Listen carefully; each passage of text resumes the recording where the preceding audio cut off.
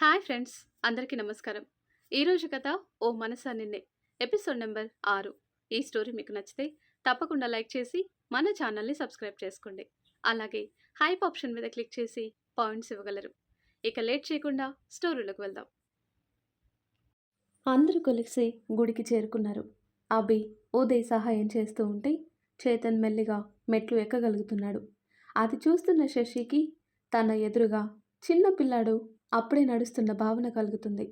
అంతలోనే చేతన్ మీద తన ఆలోచనలు ఎటు ప్రవహిస్తున్నాయో తెలియక, ఈ బంధం ఎటు తీసుకువెళ్తుందో అర్థం అవ్వక చేతన్కి దూరం అవ్వాల్సి వస్తే ఎలా అనే ఆలోచన వచ్చింది.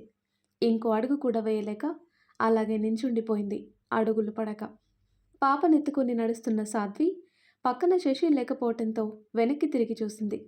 శశి తనకి 10 మెట్ల దూరంలో ఉండగా ఇదేంటి, ఇప్పటి వరకు హుషారుగానే ఉంది కదా, మరి ఇప్పుడేమైంది అనుకుంటూ మళ్ళీ మెట్లు దిగి శశి దగ్గరికి వస్తుండగా వెనక నుండి అభి, చేతన్, ఉదయ్ రావటంతో ఏంటి శశి ఇక్కడే ఉన్నావు, పద అన్నాడు చేతన్.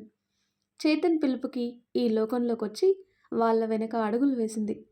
తెలిసి వేసిందో తెలియక వేసిందో కానీ సరిగ్గా చేతన్ అడుగులతో జతగా తన అడుగులు పడ్డాయి.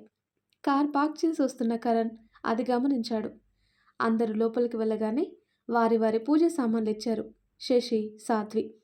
పంతులు గారు పూజ జరిపించి హారతిస్తూ శశిని గుర్తుపట్టి, ఏమ్మా, కిందటిసారి వచ్చినప్పుడు నీకు కావలసిన వారికి ఎవరికో బాగలేదు అన్నావు, ఇప్పుడు ఎలా ఉన్నారు అంటూ పక్కనే తలకి కట్టుతో ఉన్న చేతన్ని చూసి ఇతనే నాది అని అడిగారు.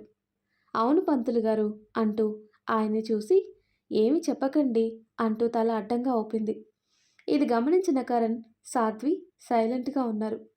శశి తన కోసం గుడికి వచ్చింది అంటే అది అంతా తన మంచితనం, అభిమానం అనుకొని చిన్నగా శశిని చూసి నవ్వాడు చేతన్ హారతి అద్దుకుంటూ. శశి కళ్ళు మూసుకొని, గత కొన్ని రోజులుగా నాలో ఒక చిన్న యుద్ధమే జరుగుతుంది స్వామి. ఏ విషయం తేల్చుకోలేకపోతున్నాను. నన్ను ఈ ఆలోచన నుండి బయటపడేయి. చేతన్కి త్వరగా నయం చేయు. అందరూ ఎప్పుడు కలిసి ఉండేలాగా చూడు అంటూ మొక్కుకొని కళ్ళు తెరవగానే హారతద్దుకొని బొట్టు పెట్టుకుంటున్న చేతన్ శశి నుదుటిన కూడా కుంకుమ పెట్టాడు. సరిగ్గా అదే సమయంలో సాధ్వి గంట కొట్టడంతో శశి మనసు సంతోషంతో కళ్ళు సన్నటి నీటి పొరతో నిండిపోయాయి. అయినా ముఖంలో నవ్వు చెరగనివ్వకుండా మళ్ళీ ఒకసారి దేవుడికి దండం పెట్టుకొని అందరితో కలిసి గుడి ప్రాంగణంలో కూర్చుంది. ఇంతలో కరణ్ మెల్లిగా పంతులు గారి దగ్గరికి వెళ్ళాడు. ఏంటి నాయనా, ఏమైనా మర్చిపోయారా అన్నారు ఆయన. లేదు పూజారి గారు, ఆ అమ్మాయి అంటూ శశిని చూపించి ఇంతకుముందు ఎప్పుడొచ్చింది అని అడిగారు. చాలా రోజుల క్రితం వచ్చింది, పాపం చాలా ఏడుస్తూ వచ్చింది. ఏమైంది అని నేను అడిగితే కావలసిన వాళ్ళు హాస్పిటల్లో ఉన్నారు అని, ఏదైనా పూజ ఉంటే చెప్పమని వేడుకుంది. అందుకే నేనే ఆ స్వామివారికి 101 బిందెల నీటితో అభిషేకం చేయమని చెప్తే చాలా నిష్టగా చేసింది. అలాగే గుడి చుట్టూ అంగప్రదక్షిణాలు కూడా చేసింది. మోకాళ్ళ మీద మెట్లెక్కింది. పాపం నాకే చాలా జాలి వేసింది. కానీ ఆ దేవుడు ఆమె నిష్ఠకి, భక్తికి మెచ్చారేమో, ఆమె కోరిక తీర్చినట్టున్నారు అంటూ దేవుడికి చేతులు జోడించాడు ఆ పూజారి గారు. కరణ్ ఆశ్చర్యంగా శశి వైపు చూశాడు. పాపతో కబుర్లు చెప్తూ నవ్వుతూ కనిపిస్తుంది. అప్పుడే మరో 2 చెవులు ఈ మాటలు విన్నాయి.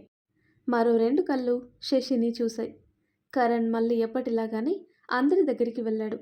చాలా రోజుల తర్వాత గుడికి రావటంతో అందరూ ప్రశాంతంగా కాసేపు కూర్చుని తిరిగి ఇంటికి బయలుదేరారు. వీళ్ళింటికి వెళ్ళేసరికి ఫ్లాట్ ఎదురుగా కుర్చీలో కూర్చునున్నారు బలరాం గారు, చేతన్ తాతగారు. కింద కార్ చూడగానే అర్థమైంది చేతన్కి. అభి, సాధ్వి వాళ్ళని ఇంట్లోకి పంపి ముగ్గురు లిఫ్ట్లోకి పైకొచ్చారు. లిఫ్ట్ డోర్ తెరుచుకోగానే ఎదురుగా ఉన్న పెద్ద ఆయన్ని చూసి ఉదయ్ కాస్త జంకాడు.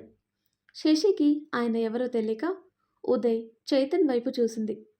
చేతన్కి ఎడమ పక్క ఉండి భుజం ఆసరాయిస్తూ చేతన్ని నడిపించుకుంటూ ముందుకొస్తున్న శశిని చూడగానే ఆయనకి అను మాటలు నిజమైతే బావుండు అనిపించి, ఒక నిమిషం పెళ్లి బట్టల్లో భార్యతో కలిసి నడిచి వస్తున్న మనవడు కనిపించాడు. చేతన్ని ఉదయ్ పట్టుకోగా శశి మెల్లిగా చేతనికి దూరం జరిగి చేతనికి ఎదురుగా ఉన్న పెద్ద ఆయనకి దగ్గర పోలికలుండటంతో ఆయన చైతన్ తాతగారు అని పోల్చుకొని నవ్వుతూ నమస్తే తాతగారు అని చెప్పింది చేతులు జోడించి. ఆయన చిరు మందహాసంతో శశి తల మీద చేయి వేసి ఎలా ఉన్నావు శశిరేఖ అని అడిగారు. ఆయనకి తన పేరు ఎలా తెలుసో అర్థం అవ్వక అలాగే చూస్తూ ఉంది శశి. ఆ ప్రశ్న తన ముఖంలో కనిపిస్తూ ఉంటే అను చెప్పింది అని నవ్వారు. అయ్యో, ఇలా బయటే ఉంటే ఎలా తాతగారు, లోపలికి వెళ్దాం రండి అంటూ లాక్ ఓపెన్ చేసి ఇంట్లోకి తీసుకువెళ్ళింది. చిన్నపాటి బృందావనంలా అందంగా ఉన్న ఆ ఇల్లు చూసి మెచ్చుకోలుగా చూస్తూ ఉండిపోయారు. ఆయన్ని సోఫాలో కూర్చోబెట్టి మంచినీళ్ళు తెచ్చిచ్చింది శశి. ఆయన వచ్చిన దగ్గర నుండి శశినే చూస్తున్నారు తప్ప తన వైపు కనీసం కళ్ళు కూడా తిప్పటం లేదని ఉడుక్కున్నాడు చేతన్. అయ్యయ్యో, చేతన్ విషయం చెప్పనందుకు తాతగారు నేనే అడ్రస్ చెప్పాను అని తెలిస్తే మనవడు కలిసి కొడతారు. ఇప్పుడు నా పరిస్థితి ఏంటో అని గుటకలు మింగుతున్నాడు ఉదయ్. ఇక ఆగలేక తాతయ్య అంటూ ఉదయ్ సహాయంతో ఆయన పక్కన చేరాడు చేతన్. ఆయన ఇద్దరి వైపు కోపంగా చూసి అమ్మాయి శశి అని పిలిచారు. వస్తున్నాను తాతగారు అంటూ వంటింట్లో నుండి కమ్మటి కాఫీ పట్టుకొని వచ్చేసింది శశి. ఆ సువాసనకి ఆయన కోపం కరిగిపోయింది. శశి కాఫీ ఇవ్వగానే ఒక గుక్క తాగి రోజూ ఇలాంటి కాఫీ తాగితే వెధవ బీపీ మాత్రలు మింగే పనుండదు అన్నారు మెచ్చుకోలుగా. శశి నవ్వి బిగుసుకుపోయిన ఉదయ్ వైపు చూసింది. ఉదయ్ చేతికి కాఫీ కప్తో చురక అంటించి అప్పుడు తేరుకున్న ఉదయ్కి కాఫీ ఇచ్చి ఓసారికి లోపలికి రా అని సైగ చేసింది. తాతయ్య అంటూ మెల్లిగా ఆయన మెడ చుట్టూ చేయి వేశాడు చేతన్. పోరా, నాతో మాట్లాడకు అన్నారాయన. ఎందుకయ్యా బలరామయ్య అన్నాడు చేతన్.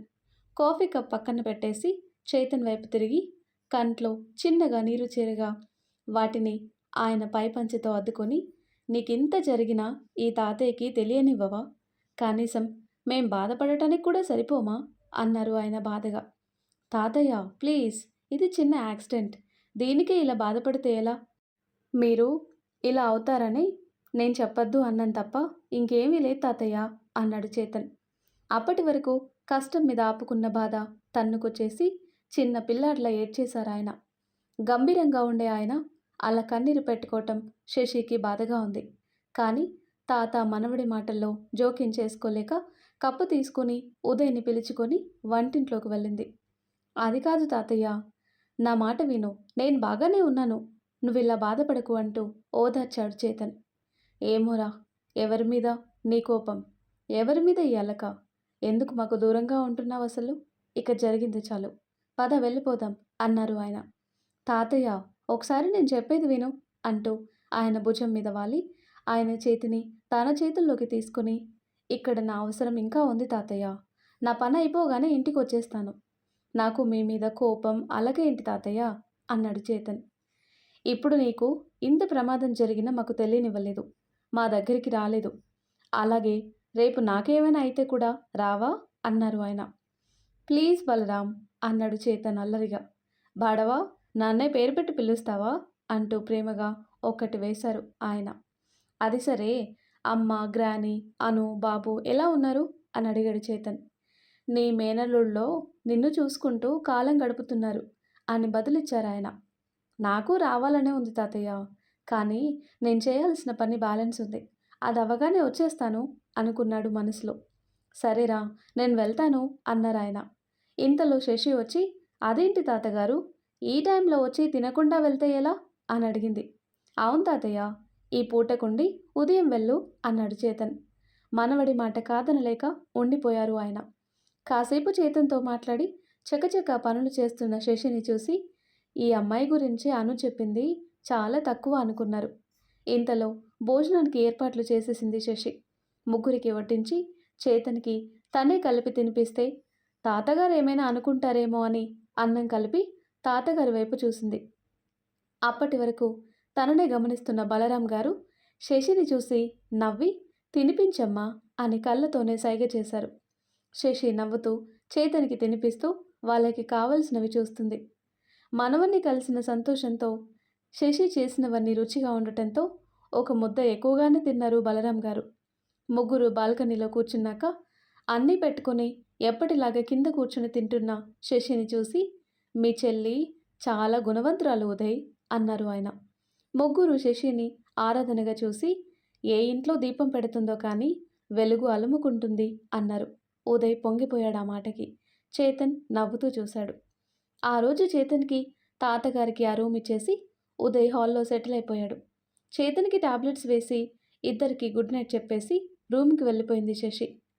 అభి, కరణ్, సాత్వి, నారాయణ గారు తినేసి కాసేపు మాట్లాడుతూ కూర్చున్నారు. పడుకున్న పాపని భుజం మీద వేసుకుని పైకి వెళ్ళాడు అభి.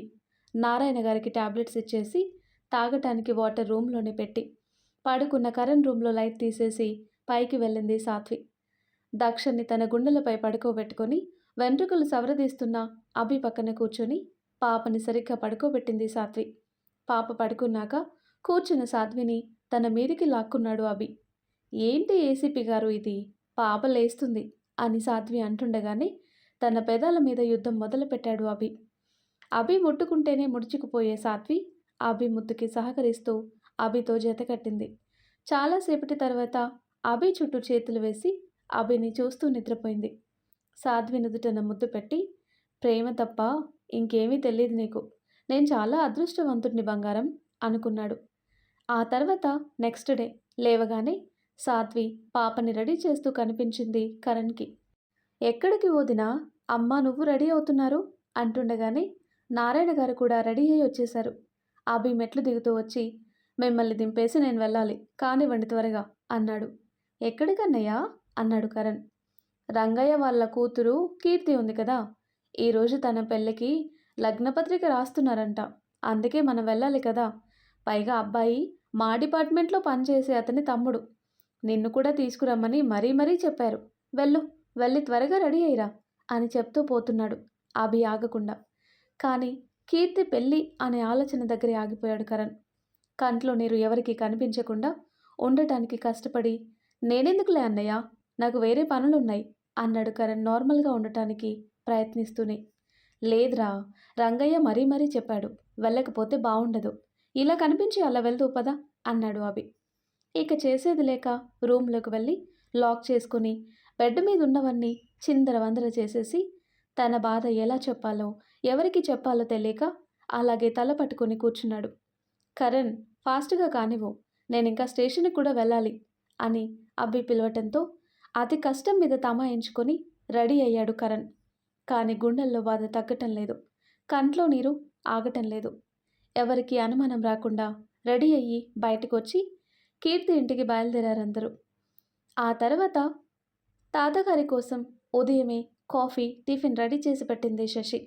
ఆయన కూడా కాఫీ తాగి టిఫిన్ చేసి, రేయ్, వచ్చే సోమవారం నీ మేనల్లుడికి బారసాల ఉంది, నీకు తెలుసు కూడా నీ చెల్లి గురించి, దాని సంతోషం కోసమైనా ఒకసారి వచ్చి కనిపించి వెళ్ళు అన్నారు. అలాగే తాతయ్య, వస్తాను అని చెప్పాడు చేతన్. వస్తాను కాదు, వస్తున్నారు ముగ్గురు అని చెప్పి ఉదయ్, శశి మీరు కూడా రావాలి అని వాళ్ళని కూడా పిలిచారు. అలాగే తాతయ్య అన్నాడు ఉదయ్ ఇద్దరి తరపున. ఉదయ్కి చేతన్ గురించి జాగ్రత్తలు చెప్పి ఖర్చులకి వద్దు అంటున్నా కాస్త డబ్బులు ఇచ్చారు. శశి తల నిమిరి, మా ఇంటి లక్ష్మీదేవిగా కనిపిస్తున్నావు, చేతన్కి నీకంటే మంచి అమ్మాయిని మేం తీసుకురాలేమో, మా మీద ఏదో దయ కలిగిన దేవుడు ఈ కోరిక కూడా నెరవేరుస్తాడు అనే ఆశ అని మనసులో అనుకుని, జాగ్రత్త తల్లి, నీకే అవసరం వచ్చినా ఈ తాతయ్య ఉన్నాడు అని మర్చిపోకు, ఇక వెళ్తాను అని చెప్పి బయలుదేరబోతూ ఉండగా శశి ఆయన కాళ్ళకి నమస్కారం చేసింది. మనోవంచ ఫలసిద్ధిరస్తు అని దీవించి ప్రేమగా మళ్ళీ ఒకసారి తలనిమిరి, చేతన్ జాగ్రత్త, తప్పకుండా రావాలి అని చెప్పి వెళ్ళిపోయారు. ఆ తర్వాత కట్ చేస్తే ఒక పెద్ద ప్యాలెస్ లాంటి ఇల్లు, ఇంటి చుట్టూ బ్లాక్ అండ్ బ్లాక్ యూనిఫామ్లో ఉన్న ప్రైవేట్ సిబ్బంది, అందరి చేతుల్లో గన్స్, కళ్ళకి బ్లాక్ షేడ్స్. ఏ వైపు నుండి ఇంట్లోకి వెళ్ళాలన్నా సెక్యూరిటీని దాటే వెళ్ళాలి. వారికి తెలియకుండా చిట్టి చీమ కూడా ఆ లంకలోకి దూరలేదు, చిన్న దోమ కూడా బయటికి రాలేదు. ఆ ఇంటి ఆవరణ కూడా తీరుగా డిజైన్ చేసి ఉంది.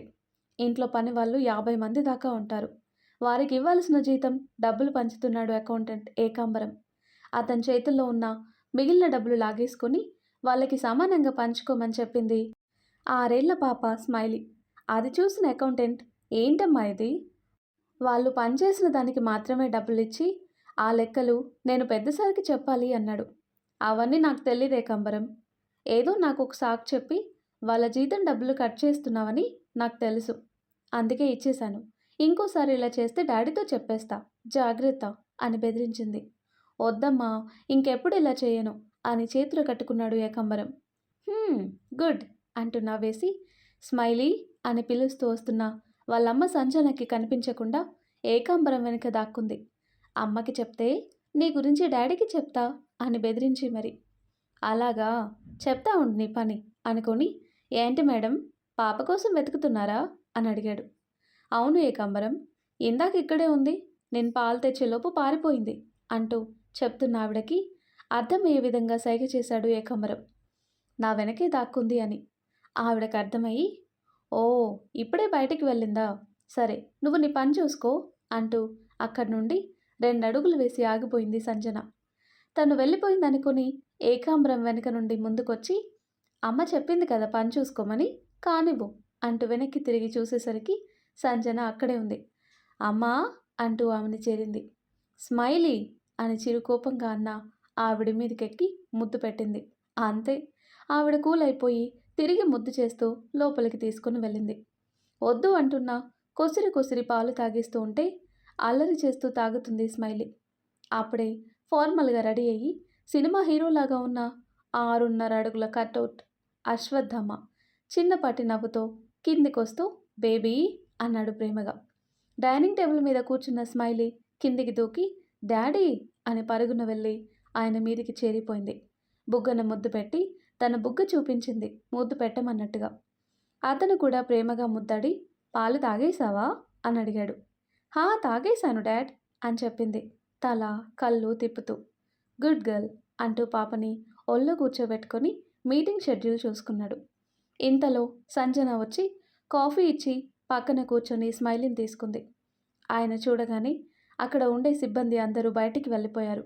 అది అతని ఫ్యామిలీ టైం అని తెలిసి. చెప్పు బేబీ, ఎక్కడికి వెళ్దాం ఈరోజు అని అడిగాడు అతను. ఇంట్లోనే ఉందాం డాడ్, మనతో పాటుగా మమ్మీ. ఇప్పుడు ఎక్కువ నడవలేదు కదా, లోపలున్న తమ్ముడు ఇబ్బంది పడతాడు అని చెప్పింది స్మైలీ. దానికి అశ్వత్, సంజన ఇద్దరు ఒకరినొకరు చూసి నవ్వుకున్నారు.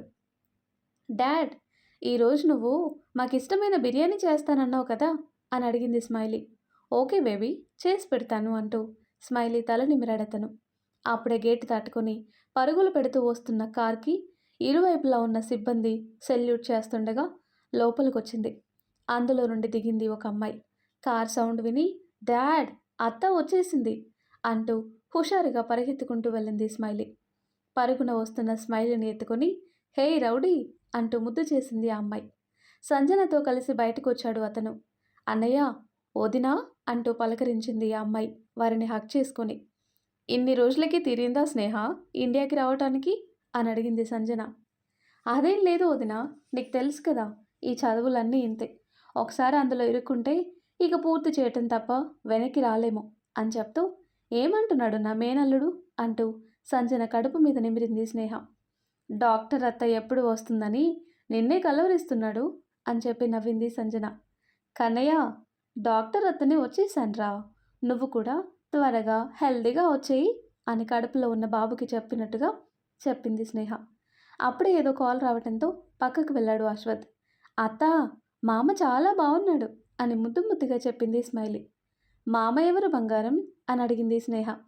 అదే అత్త, నువ్వు మమ్మీకి ఫోటో పంపావు కదా, ఆ మామ అని చెప్పి నవ్వింది స్మైలీ. ఓసిని, అదెప్పుడు చేసావే అని అడిగింది సంజన. షాక్ అయింది స్నేహ.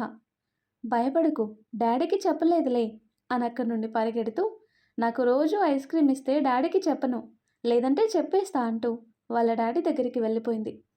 ఏంటి వదినా ఇది, ఇప్పుడే ఇలా ఉంది అని నవ్వింది స్నేహ. అది సరే, ఇన్ని రోజులు ఎన్నిసార్లు రమ్మని చెప్పినా పేషెంట్స్ క్లాసులు అని సాకులు చెప్పి మా తమ్ముడు అలా వచ్చాడో లేదో వెనకే వచ్చేసావు అని అడిగింది సంజన కొంచెం సీరియస్గా. అబ్బా, అదేం లేదు వదినా అంటూ సిగ్గుపడి నిజంగానే రావాలనుకున్నాను అని చెప్పింది స్నేహ. చాలు చాలు, నాకు తెలుసులే, ఇప్పుడు కూడా ఎందుకు వచ్చావో, నీ హీరో కోసమే కానీ మా కోసం కాదులే అంటూ అలిగింది సంజన. అబ్బా, కోపంలో కూడా ఇంత ముద్దుగా ఉంటావు కాబట్టి మా అన్నయ్య ఏరికోరి చేసుకున్నాడు నిన్ను అని ఐస్ పెట్టింది స్నేహ.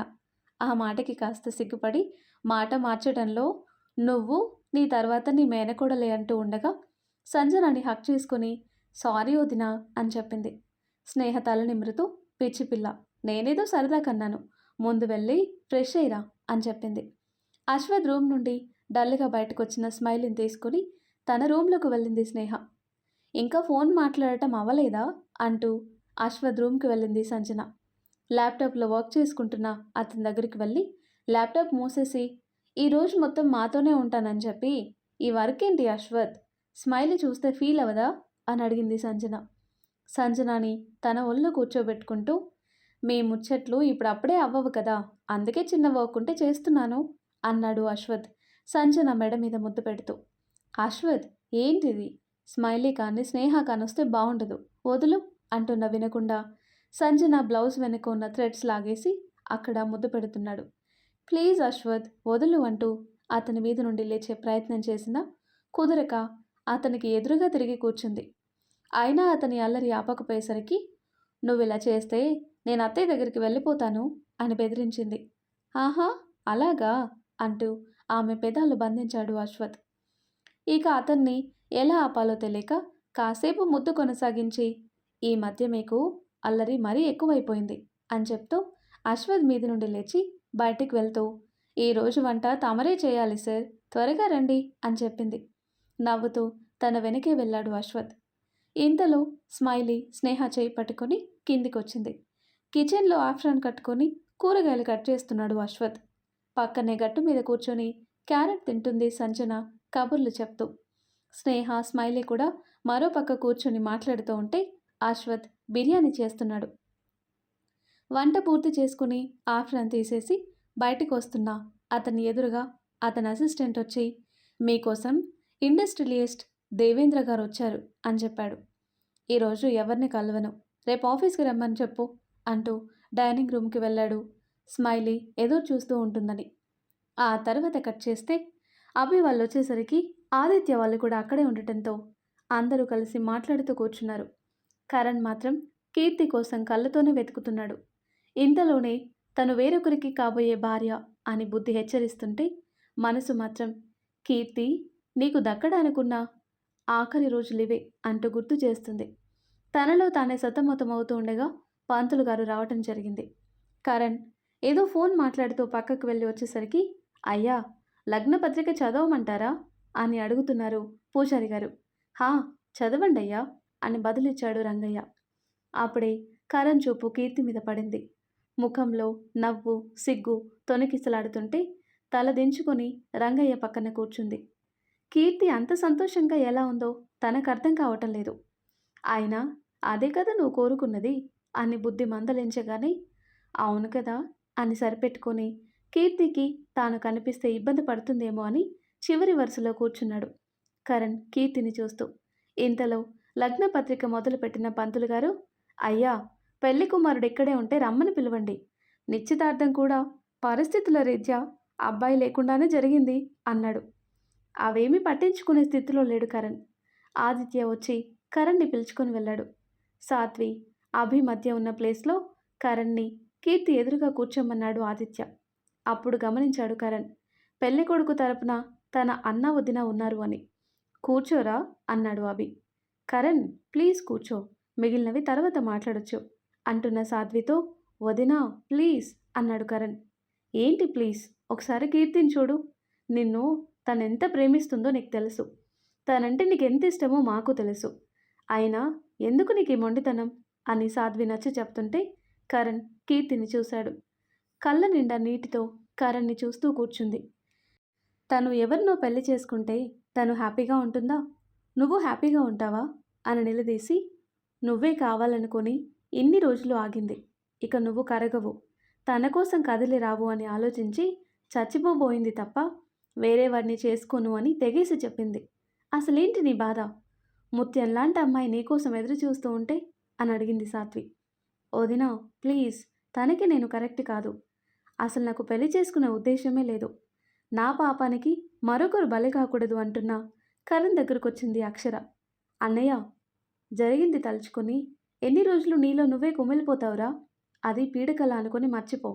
నా సంతోషం కోసం నువ్వేదైనా చేయగలవని అనుకుంటే కీర్తిని నాకు వదిన్నిచ్చేయి అని అడిగింది అక్షర ఏడుస్తూ.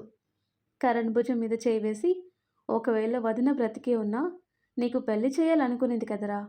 తను ఏ లోకంలో ఉన్నా తన బిడ్డ ఇలా జీవితాంతం ఒంటరిగా ఉంటాడంటే తను సంతోషిస్తుందా అని అడిగారు నారాయణ గారు. నాన్న అన్నాడు కరణ్.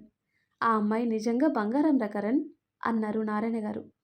కరణ్, నీకు ఈ పెళ్ళి ఇష్టమే కదా? చెప్పరా, కీర్తిని పెళ్లి చేసుకుంటానని చెప్పు అని అడుగుతున్న అభి మాటకి తల వంచుకొని సైలెంట్గా నించున్నాడు కరణ్. చెప్పు కరణ్ అని అడిగింది సాత్వి. వద్దక్క, కరణ్కి ఇష్టం లేని ఈ పెళ్లి జరగకూడదు. జరగదు. నేనే ఎక్కువ ఆశపడ్డానేమో. వీలైతే నన్ను క్షమించండి కరణ్, మిమ్మల్ని ఇబ్బంది పెట్టినందుకు అని చెప్పి ఏడుస్తూ అక్కడి నుండి లోపలికి వెళ్ళిపోయింది కీర్తి. తన వెనకే వెళ్ళాడు రంగయ్య. అప్పటికే తలుపు మూసేసింది కీర్తి. అమ్మా కీర్తి, తలుపు తీయు అని రంగన్న పిలుస్తుంటే అందరూ ఆ రూమ్ దగ్గరికి వెళ్ళి డోర్ కొడుతూ ఉన్నారు. 2 నిమిషాలకి డోర్ తీసింది కీర్తి. అలంకరణ తీసేసి నార్మల్గా బయటకు వచ్చింది డ్రెస్ మార్చుకొని. రంగయ్య గుండెలో ఒదిగిపోయి ఏడుస్తూ, నీ కూతురు మళ్ళీ అలాంటి పిచ్చి పనులు చెయ్యదు నాన్న, భయపడకు అని చెప్పి ఏడుస్తూ చెప్పింది. అటు చూడన్నయ్య, ఆ అమ్మాయి నీ వల్ల ఏడవటం లేదు, నీ కోసం ఏడుస్తుంది. అయినా తను నువ్వు ప్రేమించిన అమ్మాయే కదా, తనకెందుకు ఈ శిక్ష? నిన్ను తిరిగి ప్రేమించినందుకా అని నిలదీసింది అక్షర. ప్రేమించాను అక్షర, అందుకే నా పాపంలో పాలు పంచలేకపోతున్నాను అన్నాడు కరణ్ బాధ కలగలిపిన గొంతుతో. పిచ్చిగా మాట్లాడకన్నయ్య, అనుకోని పరిస్థితుల వల్ల మనం పడిన బాధలు చాలు, కనీసం తనకైనా ఈ బాధ నుండి విముక్తి కలిగించు అని చెప్పింది అక్షర. రంగయ్య గుండెల్లో తల దాచుకొని ఏడుస్తున్న కీర్తిని చూస్తున్న కరణ్కి కొద్దిసేపటి క్రితం నవ్వుతూ కూర్చున్న కీర్తి ముఖం మనసులో మెదిలి, తన సంతోషానికి కారణం వీళ్ళందరూ చెప్తే తనని నువ్వు నీదానని చేసుకుంటావు అనే నమ్మకం, కానీ అది ముక్కలవ్వటానికి ఎంతో సమయం పట్టలేదు అని మనసు నిందిస్తుండగా 1 నిమిషం ఆలోచించి ఏదో నిర్ణయానికి వచ్చిన వాడిలాగా మెల్లిగా అడుగులు వారి వైపు వేసి రంగయ్య ఎదురుగా నించొని, నన్ను క్షమించండి మిమ్మల్ని ఇంత బాధ పెట్టినందుకు. ఇక నా ప్రాణం బాధపడటానికి నేను ఒప్పుకోను. మీకు ఇంకా నా మీద దయ ఉంటే తన్ని నాకు ఇచ్చేయండి అని అడిగాడు కరణ్ ఏడుస్తున్న కీర్తిని చూసి. అందరూ ఆ మాటకి సంతోషించారు. కీర్తి కళ్ళు తెరిచి కరణ్ వంక చూసింది. నన్ను క్షమిస్తావు కదా? నిన్ను ఇంత ఏడిపించినా నేనే కావాలి అనుకున్నావు, థ్యాంక్స్ అన్నాడు కరణ్. కీర్తి ఆశ్చర్యంగా కరణ్ని చూస్తుంది. కీర్తి చేయి పట్టుకొని ఒక్క ఛాన్స్ ఇస్తావా అని అడిగాడు. కీర్తి నవ్వుతూ కళ్ళు తుడుచుకొని కరణ్ గుండెల్లోకి ముఖం పెట్టేసి ఇన్ని రోజులు తనలో దాచుకున్న బాధ, కోపం అన్నీ కన్నీటి రూపంలో బయటికి పంపేస్తుంది. వారిని కాసేపు అక్కడే వదిలి అందరూ బయటికి వెళ్ళిపోయారు. కీర్తిని మనసులో ఉన్న బాధ అంతా తీరే వరకు ఏడవనిచ్చి తన ముఖాన్ని చేతిలోకి తీసుకొని తన నుదురుకి నుదురు ఆనించి సారీ అన్నాడు కరణ్. కరణ్ని చూస్తూ నవ్వుతూ కళ్ళార్పింది కీర్తి మాట్లాడలేక నవ్వుతూ. తన నుదుట చిరు సంతకం చేసి మళ్ళీ గుండెకి హత్తుకున్నాడు కరణ్. ఈసారి కరణ్ చుట్టూ చేతులు వేసి కరణ్ని ఇంకాస్త గట్టిగా పట్టుకొని కళ్ళు మూసుకుంది కీర్తి. తన మనసుకి చాలా రోజుల తర్వాత లభించిన ఉపశమనం పూర్తిగా ఆస్వాదిస్తూ. కరణ్ కూడా కీర్తిని గుండెకి పొదుముకొని తన తల మీద గడ్డ మానించి కళ్ళు మూసుకున్నాడు. కాసేపటికి తేరుకొని ఇద్దరు నవ్వుతూ బయటికి వెళ్ళారు. అమ్మయ్య అనుకున్నారు అందరూ. పంతులు గారు, ఇప్పుడు పెట్టండి ముహూర్తాలు అన్నాడు అభి. పంతులు గారు పంచాంగం తిరిగేసి ఈ నెలంతా మంచి ముహూర్తాలే ఉన్నాయి అన్నారు. అయితే దగ్గరలో ఏ ముహూర్తం ఉంటే అది పెట్టండి అని చెప్పింది సాత్వి. అమ్మా, దగ్గరలో అంటే మరో 3 రోజుల్లో ఉంది, పర్లేదా అని అడిగారు ఆయన. సాత్వి అభి వైపు చూసింది. హా పంతులు గారు, అది ఫిక్స్ చేయండి అన్నాడు అభి. 3 రోజుల్లో అంటే పనులవి ఎలా బాబు అని అడిగింది కీర్తి వాళ్ళమ్మ లక్ష్మి. అమ్మాయి పెళ్ళంటే మాటలు కాదు అని ఆలోచించి. పర్లేదు పిన్ని, పెళ్లి పనులన్నీ మేమే చూసుకుంటాం, మాకు మీ అమ్మాయిని ఇవ్వండి చాలు అని చెప్పింది సాధ్వి. పెళ్లి ఖర్చు పూర్తిగా మాది అన్నారు అభి, అక్షర. తన పట్ల వారికి ఎంత అభిమానం ఉందో చూస్తుంటే రంగయ్య మనస్సు సంతోషంతో నిండిపోయింది. అలాగే బాబు అన్నాడు రంగయ్య. 3 రోజుల్లో వాళ్ళు చేయాల్సిన పనులు మాట్లాడుకొని ఆ పూటకి అక్కడే భోజనం చేసి దగ్గరి బంధువులకి ఫోన్లు చేసి చెప్పటం కూడా మొదలుపెట్టేశారు.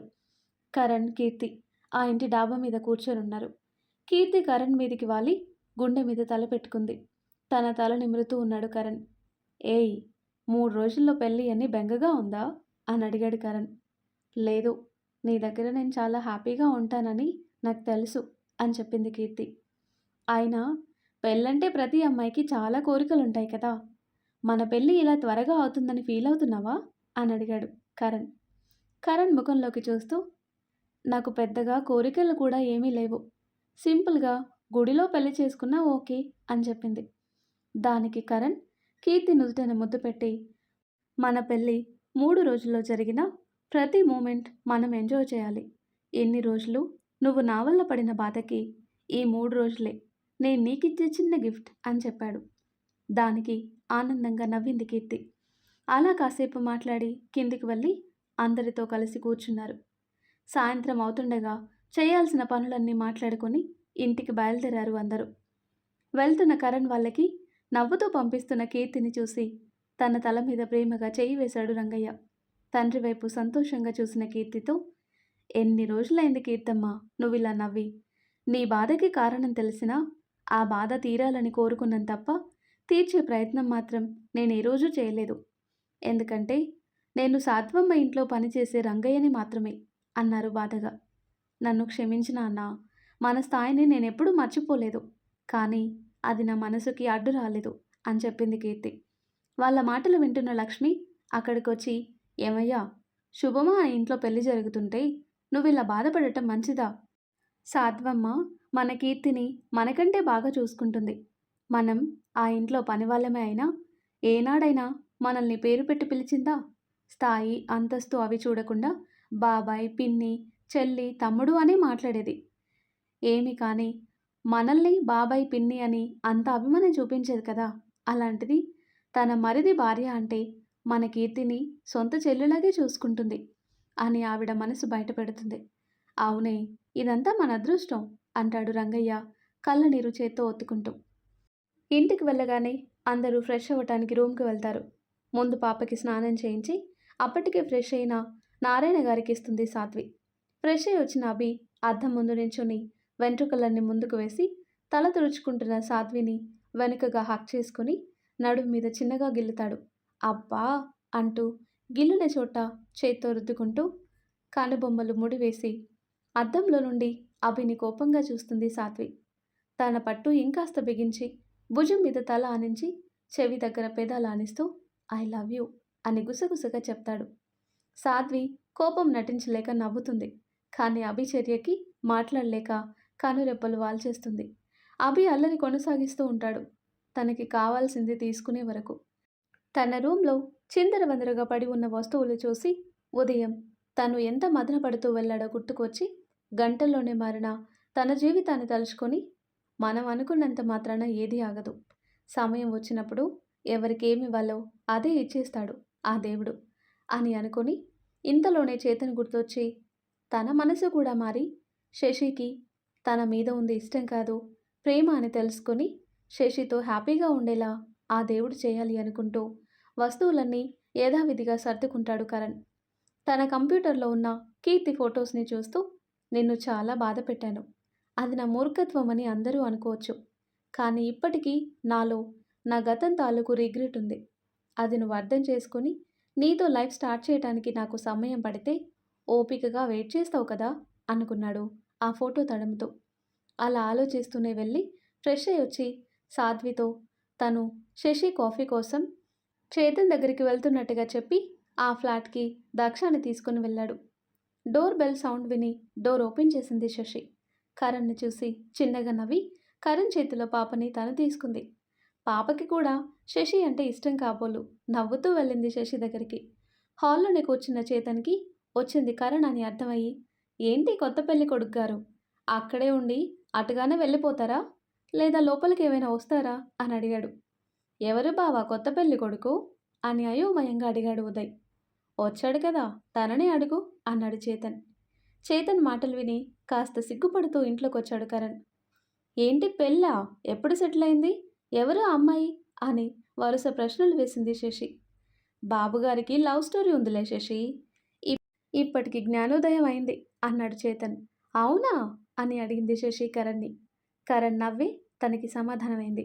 శశి అన్నాడు కరణ్. పాపతో ఆడుకుంటున్న శశి కరణ్ని చూసి ఏంటి అని అడిగింది. ఏమనుకోకుండా నీ చేత్తో ఒక కప్పు కాఫీ ఇవ్వవా అని అడిగాడు కరణ్. అబ్బా, దానికి కూడా ఏమనుకుంటాను అంటూ పాపని చేతన్కిచ్చి కాఫీ తాగటానికి వెళ్ళింది. కరణ్ చేయి మీద చేయి వేసి ఏమీ ఆలోచించకుండా కీర్తితో హ్యాపీగా కొత్త లైఫ్ స్టార్ట్ చేయి అన్నాడు చేతన్. కరణ్ చిన్నగా నవ్వుతుంటే ఏంటి కరణ్, కీర్తి నవ్వటం వరకే పర్మిషన్ ఇచ్చిందా అన్నాడు ఉదయ్. ఆ మాటకి నవ్వేశారందరూ. ఇంతకీ పెళ్ళెప్పుడు అని అడిగాడు ఉదయ్. 3 రోజుల్లో అని కరణ్ చెప్పగానే ఏంటి 3 రోజుల్లోనా అని ఆశ్చర్యంగా అడిగాడు ఉదయ్. అవును అని చెప్పి శశి తెచ్చిన కాఫీ తాగుతూ కూర్చున్నాడు. కాసేపటికి కరణ్ వెళ్ళిపోయాక ముగ్గురు తినేసి పడుకున్నారు. శశి తన రూమ్కి వెళ్ళిపోయాక బావా, ఈ కరణ్ పెళ్ళి భలే విచిత్రంగా అవుతుంది కదా, ఏంటో అందరి పెళ్ళిళ్ళు అవుతున్నాయి, నీది నాది తప్ప అని ఉదయ్ అనగానే చేచి నీకు నాకు పెళ్ళేంట్రా అన్నాడు చేతన్. చాలా రోజుల తర్వాత చేతన్ పెళ్లి విషయం ఎత్తితే కోపంగా కాకుండా సరదాగా జోక్ చేయటం చూసి సంతోషపడి చేతన్ మాటకి నవ్వి బావా, నీకు నాకు అంటే మన ఇద్దరికీ కాదురా అన్నాడు నవ్వుతూనే. బ్రతికించావు అంటూ మరోవైపు తిరిగి పడుకున్నాడు చేతన్.